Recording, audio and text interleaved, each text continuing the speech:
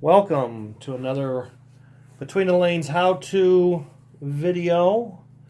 And this is also kind of an informational, kind of tutorial type video. We're going to talk on a few different subjects. We're going to talk about slot car boxes, tools you should have, setting up your pit area for when you're racing. We're going to show you how to install pinions, how to install motors in cars and set the gear mesh. And so let's get started. So what you're looking at is you're looking at a stack of slot car boxes, and after you get started in slot car racing, you're going to buy your first car, your first controller.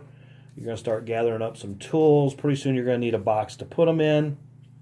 Boxes come in all sizes, shapes, and it comes down to what size box do you need. Maybe you want to buy a little bigger than what you currently need, so as you expand and maybe get more cars and parts and pieces and tools, you'll have room to put all that in. And I've seen guys come to races, well, they're stuffing shoe boxes or cardboard boxes, and I've seen fancier rigs than what you're looking at here, but this is a Sawdust Man Pro Stack box. I've used Sawdust Man boxes since 1995.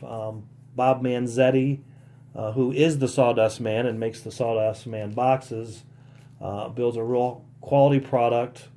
Been fortunate to work with Bob for many years. This set of boxes I've had in service for about a year and a half. And actually, it's what they call a Pro Stack, and there's actually another third box which goes with this stack that would go on the bottom. It's a little bit smaller, and I just have not had any use for my third box yet. So for the last year and a half, I've been working out of these two boxes. The top box here is like a car holding box, and this is the tool box.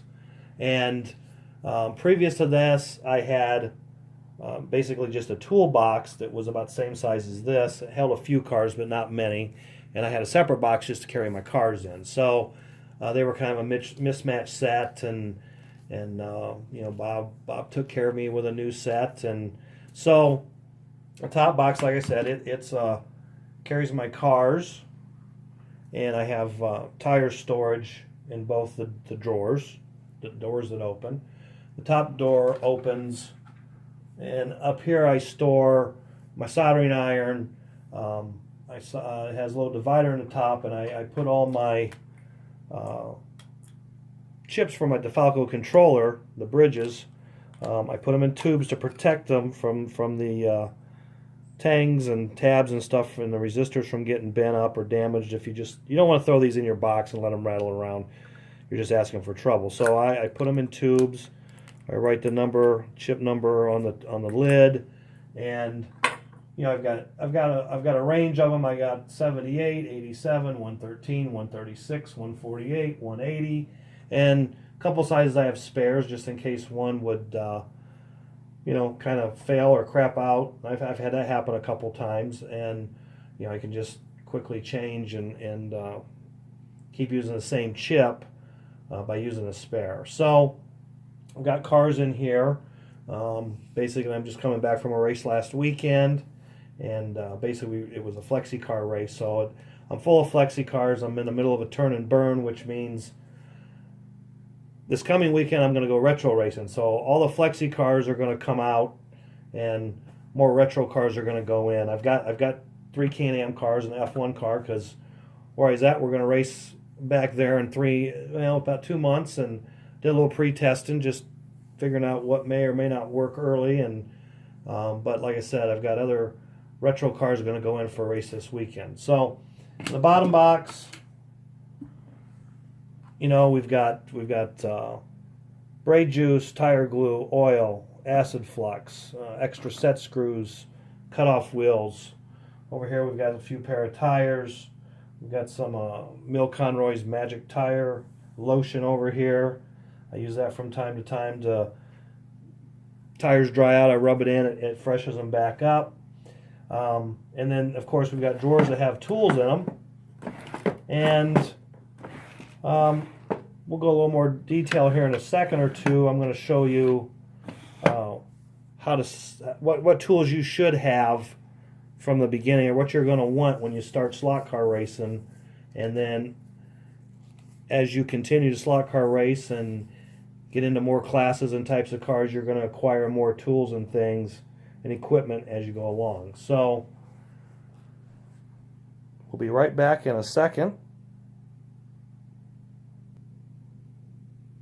Okay, so I've kind of laid out some basic tools and items that you're going to need when you start slot car racing. Again, you're going to need things like Allen wrenches and scissors and a pair of pliers and X-Acto knife and a couple of screwdrivers. And if you're screwing your motors in and out of cars, you're going to need Allen driver to fit those screws, because they're different than the set screws in the wheels and the gears, and a nut driver for taking off your guide nut to adjust your guide flag, lighter fluid. You're going to need a soldering iron. You're going to need solder. You're going to need flux. I'll set my soldering iron over there for you. But so we'll just start off. First thing you're going to probably need, or one of the first tools you'll need, is an Allen wrench. Allen wrenches come in different sizes and shapes. They're 050 Allen head. This is another type of Allen driver. Now, this is like a combo tool. You've got your Allen driver for your axle set screws, or I should say your gear and your axle set screws that are in your tires. And that's an 050. And this also on the end is a nut driver that will work on most of the popular sizes of guide nuts on slot cars. So that's kind of a two-in-one tool, where this has just pretty much a purpose-only Allen wrench for adjusting your gears and your tires. Scissors. You should have a straight pair of scissors, or what we call straight edge scissors. Again, scissors are like anything else. You can spend $3 or $4 on a pair of cheap Fiskars, or you can spend up to $20-30 on a good metal pair of scissors. These are a pair of Ginger shears that I've had these for 30 years, and these have treated me well for 30 years, and that's what I use to trim my bodies. And another nice item to have is a set of curved scissors. The curved scissors on the edge. Maybe if I turn them this way, you can see how that's curved. It's really easy to cut your wheel wells out with curved scissors versus the straight scissors. Straight scissors are not very nice to cut nice round openings. You're going to need a pair of pliers for straightening chassis at time. Maybe your uprights in the front axles or rear axles, or maybe just straightening out a front wing on a chassis. These are needle nose pliers, of course, and I don't carry like a regular set of slip pliers. I've always used the needle nose pliers. Again, that's another pair I've had for 30 plus years. You're going to want a couple of screwdrivers. You're going to want a Phillips head screwdriver. A Phillips head screwdriver is what you're going to need to do your controller maintenance, as far as get your handles off to be able to get inside the controller and clean your contacts, your full power and your brake contact, as well as get up and clean your wiper arm. And then I've got just an old cheapy flat head, I call a utility screwdriver. This I use, I might use it for prying something, or I might use it to hold something down while I solder something in place, like a lead wire to a guide clip. So, it's got a million uses, but I only use it for 3 or 4 things. So, an X-Acto knife. X-Acto knives you can pick up almost anywhere, hobby shop, maybe the Slot Car Track sells them.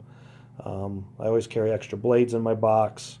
But these are nice for, again, cutting, maybe doing a quick little ream on something, pin tube or pinhole mount. And sometimes you can use that to hold things down too while you solder. So that's important.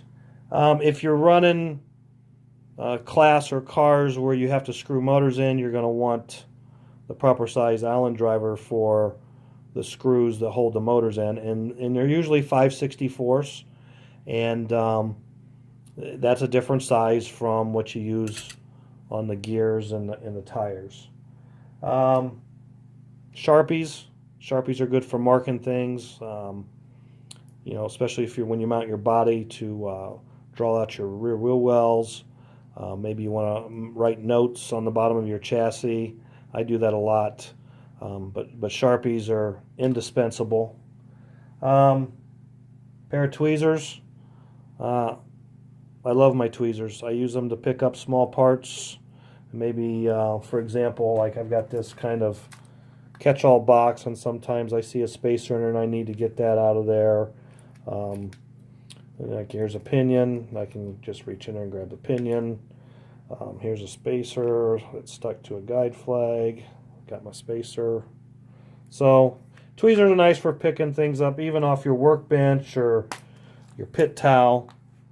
And lighter fluid. Lighter fluid is great for cleaning bodies, cleaning chassis.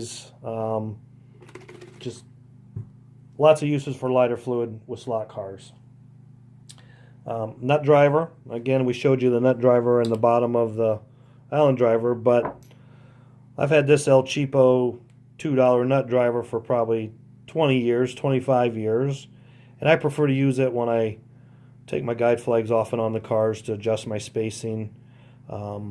It's just I'm used to it, and that's what I use. So now you're going to need a tech block, and tech block is what you'll put your car on. You know, like to check your rear clearance. Okay, so I've got that over. I got a pile over here of like optional tools. I mean, I'm just showing you the basic stuff you kind of need to have when you start off.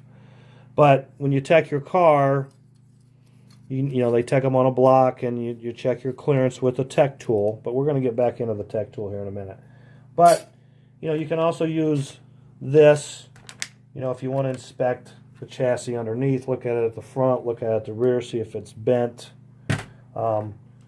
You'll need it to solder on, which we're going to show you later how to install a motor. So we're going to use that tech block, and I'm going to show you why you need it. So tech block, again, they come in all different sizes, shapes, prices. You want to get a good tech block. You want to get one that's made out of Corian or marble or maybe slate, which they really don't make anymore. But you don't want to use a tech block made of wood. Wood's never perfectly flat. They can be warped. They can be a little bowed. They're just not good for checking clearance. So you need to get a good solid tech block. A braid brush. I'm going to show you how to use this later on here in this video. But you need a braid brush for combing your braid. Soldering iron. Soldering irons come in all sizes and shapes, but basically for slot car purposes, you want an iron that's, in my opinion, 45 watts or higher. So you're looking for 45 watts and up, 45, 50, 55. I really don't know how many watts they go up to, but this is an Unger, or I should say a Weller iron. It was Unger brand years ago. Weller bought them out. Now they're known as Weller. You can get these at slot car tracks. Other popular brands are like the Heiko irons, which you should be able to get through your raceway as well. They're just a different type of iron. Again, they've got 45, 50 and up watts. Handles are different. The feels are different. You'll have different tip widths. I prefer to use the 45 watt Weller wide chisel tip, as they call it. They make a narrower tip This is a one-piece unit, tip and heater all in one. They make units that are heater with a screw-on replacement tips. I just have always used the one piece. They've served me well. I've tried the replaceable tip things. Usually they kind of seize themselves on. It's hard to get them off sometimes. I just do the one piece thing. And of course, with your soldering iron, you're going to need solder. The most common solder is 60/40, and you want rosin core solder. You do not want acid core solder. You want rosin core solder only. And for years, I've used 60/40 for building chassis, soldering lead wires, putting motors in and out of cars. Now, some will tell you for doing chassis work, you want to use silver solder.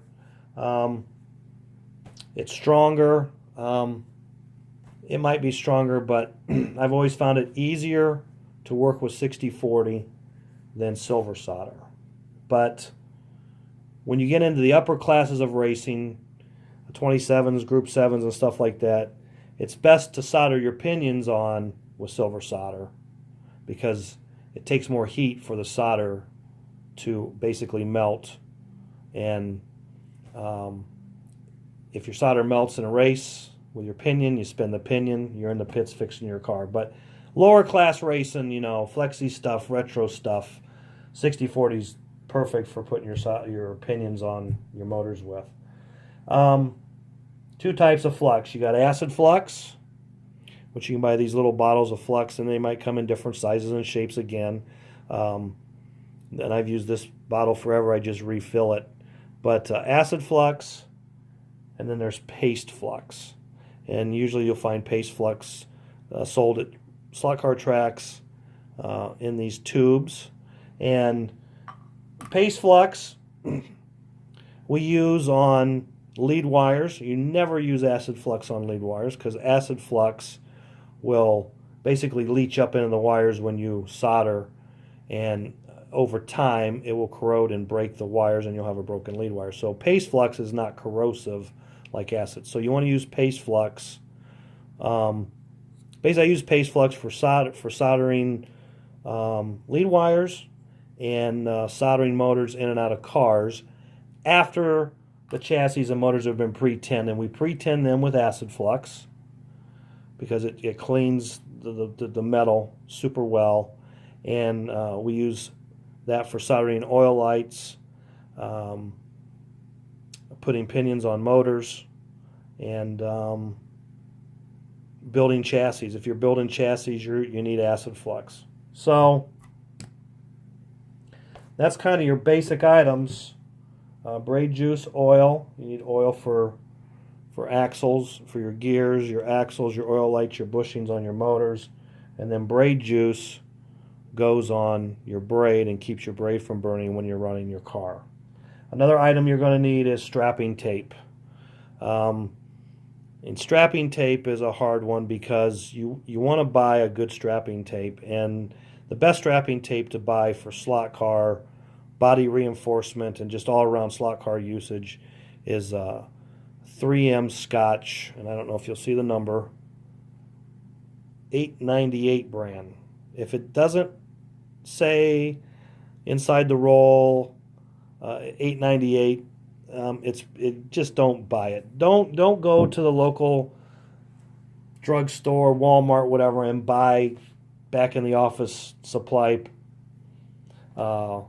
department just some strapping tape off the wall like that. That stuff is crap. You got to use good quality strapping tape, and Scotch 898 is the best in my opinion. Another item you're going to want is a straight edge ruler. Now I'm going to show you a different type here in a minute, but this is just a cheap plastic one, but this is good for drawing lines on the bottom of your bodies if you're going to trim them out before you mount them. Maybe you want to measure some heights. Again, 25-cent item. That says 19 cents.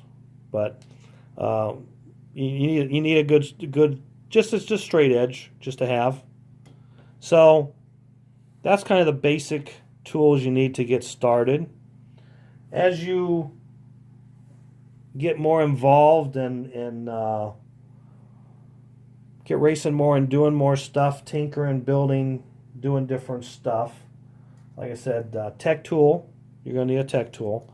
You don't really need this when you start off because when you go to your local raceway and race, they're going to use this tool on your car before you race. They're going to tech your car, check it for the measurements, the clearance. But when you're building at home and you're trying to get your cars ready before you get to the track, then you're going to need to buy one of these so you can do that ahead of time at home instead of when you get to the track. So, another optional tool, and I told you we'd show you another one. This is a metal straight edge ruler. The plastic, it's flat, it's flexible. Sometimes you need things to flex a little bit, maybe to fit a contour or something to draw a line or whatever. But a nice rigid steel rule is nice to have as well. I carry a set of feeler gauges, and this was something I probably bought at a dollar store for a couple bucks many years ago, but I can go from 6 thousandths up to 32 thousandths, I think that says.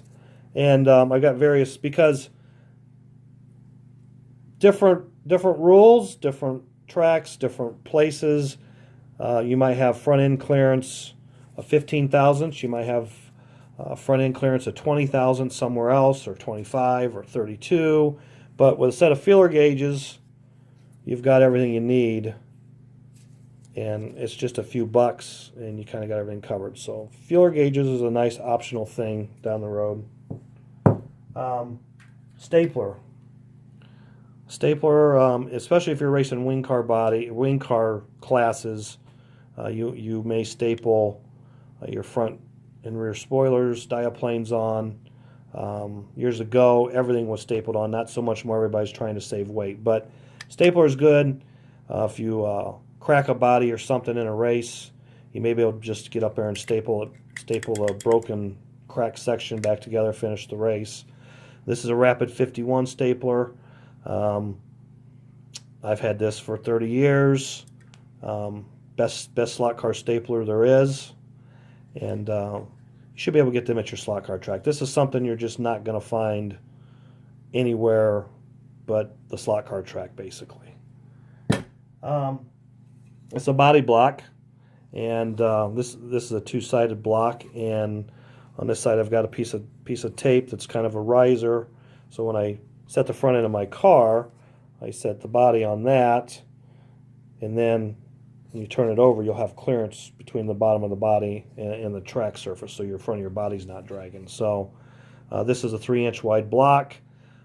You can make your own, or you can buy them. They make various different body blocks. I prefer to use a 3-inch wide one because the chassis hangs over the edge and then the body, and I can adjust my body before I pin it, where some blocks are flat with sunken holes for your wheels to set in, and you basically mount that way. The body sits right on the block and it's flush with the bottom of the chassis, so when you take it up, put it on your tech block, you've got your clearance. So I don't like those type of blocks. I like this block, and this is what I've used forever, and can't teach an old dog a new trick, so that's what I like.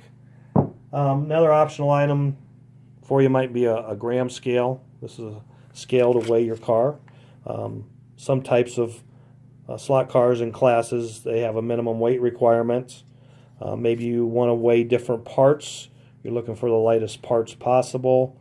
You would use this gram scale to weigh your cars and weigh your pieces and parts. So that's another optional item.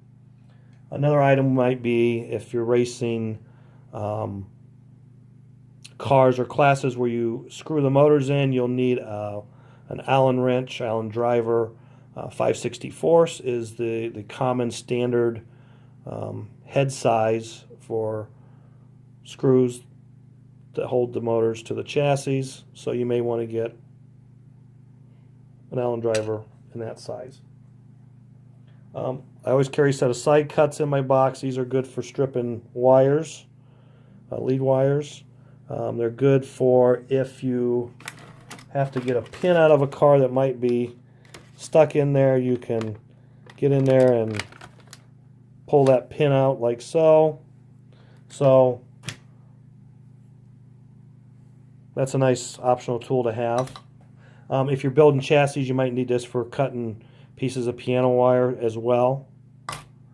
Another optional tool would be a axle reamer. Now, this is a Sonic Products dual reamer. Actually, what this was it had two different sizes of Allen wrenches in it. One was for your 440 set screws for your gears and tires, and the other side was the 5/64 for the motors. But I took those out and I made a reamer out of this. So I have a 3/32 reamer and an 1/8 inch reamer. And sometimes you'll find wheels or gears, they're a little snug. They may not want to go on the axle, or they may want to be really hard to slide it on. So you would just take this and ream out either the gear hub or the wheel hub, and slide on and off the axle. So that's another optional tool. This is a hub straightening tool, another optional item.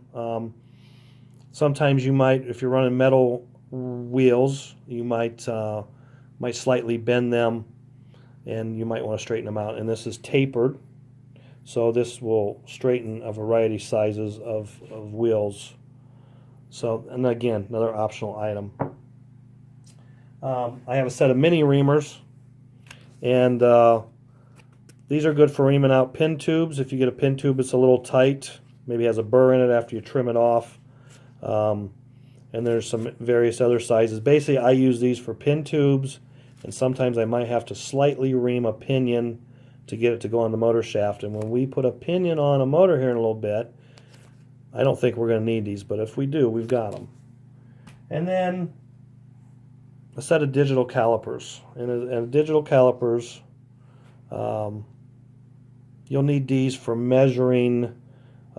If you're building chassis, you'll need this to measure different sizes of wire. You'll need this to measure tire diameters, because tires wear out, and you need these to measure. I got tires about, it's got a little taper. It's been used, but let's try this again. It's about 807 diameter. So if you race in a class where you're size restricted, like in retro racing, for example, Can-Am cars, you have to run a minimum 812 diameter tire. So 807 would not be legal. But if those tires were 812 or 813 or larger, then but with the tool you know what you've got. So you know if you can use the set of tires or not.